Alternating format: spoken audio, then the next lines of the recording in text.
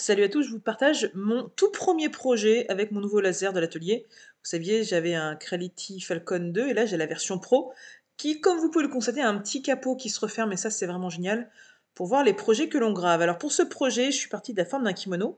J'ai rajouté deux trous sur les épaules et puis vous voyez ces petites formes un peu bizarres que j'ai dessinées dans mon logiciel. Et vous allez vous demander à quoi ça va servir. Je vais vous répondre. Évidemment, je ne vais pas vous laisser sans fin.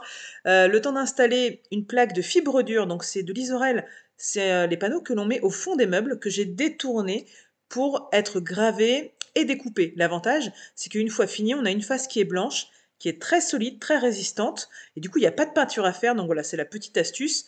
Sauf qu'à découper, c'est assez dur, mais heureusement, les 40 watts du laser n'en font qu'une bouchée de pain.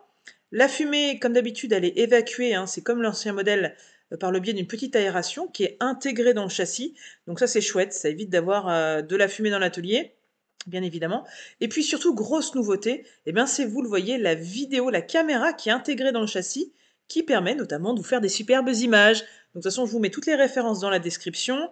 N'hésitez pas à y faire un petit tour si vous souhaitez plus d'informations techniques. Et comme vous le voyez, ça a d'abord procédé à la gravure, puis ensuite à la découpe. Et donc, au fur et à mesure, la fumée, elle est évacuée de la zone de travail.